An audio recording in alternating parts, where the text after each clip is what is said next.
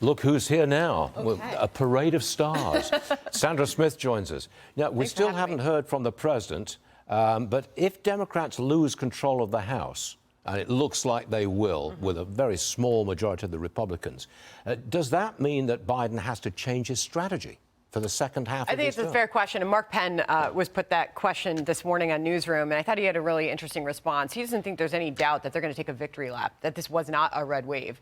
Hopes had built so high that the Republicans were really going to dominate last night. It didn't happen.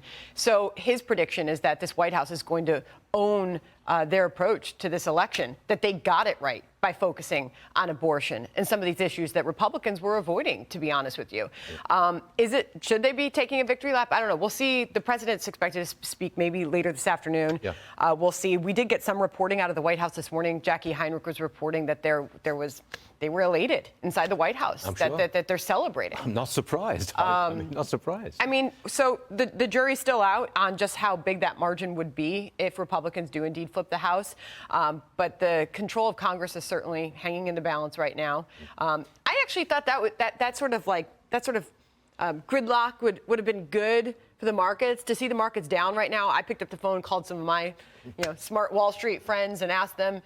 They said if there was a red wave, that there certainly would have been a big market rally today. Some so we're not seeing that. Yeah, disappointment. There's A some little bit. disappointment, yeah. Now, when I was looking at the returns come through, the biggest surprise to me was when John Fetterman won the Senate race in Pennsylvania. What was the biggest surprise to you? Well, no, I think just on that point, I went back and pulled Mitch McConnell in August talking about candidate quality.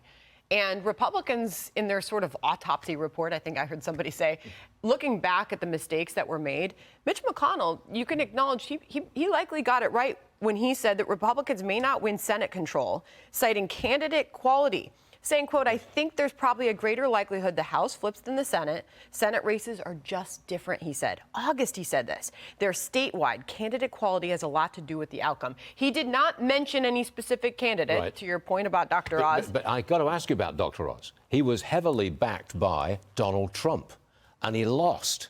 Did Donald Trump's endorsement of Oz hurt him? I think that's going to be the big question this morning in so many of these races. You look at in New Hampshire, Don Bolduc, there were high hopes that there could potentially be an upset there against Maggie Hassan. That obviously hasn't happened. The Wall Street Journal this morning writing about DeSantis's Florida tsunami. For me, that was a big race to be watching down there in Florida. You got to wonder if Zeldin lost some of his voters to Florida, though, during the pandemic. I think he You're a probably Florida did. resident. A resident, yes, and a voter down there as well, but I have to live here. That's my life. What do you think of Trump? I think you wake up this morning. Nice question, Stuart. I think you got to wake up this morning. Hold on, though. This is important. I think you got to wake up this morning and realize that the problems that we had prior to this election yesterday are still there. We're still waking up to 40-year high inflation. We're still waking up to crime happening in record numbers all across this country. Those problems don't go away. And if Republicans obviously, gain control here, at least in the House, there's got to be a plan to fix things, okay? And there's got to be some sort of talk about bipartisanship in Washington. Do you ever hear that word anymore? No. If you come on the show again next week, I will ask you about Trump making comments about DeSantis, and we'll take you from there. I want a business-friendly environment, okay? Yeah. I think that's what most Americans hope for. They don't want to worry about buying groceries and be able to put the food on the table for their families. They don't want to worry about if they can afford to fill up their gas tank to go to work every day. I think these are issues that people care about.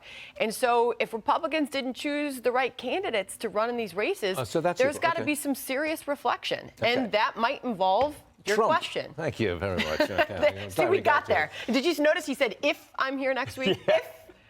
If you're here next week. What's up with the What if? does that hinge on? You're guaranteed here. Okay. Believe me, you're guaranteed.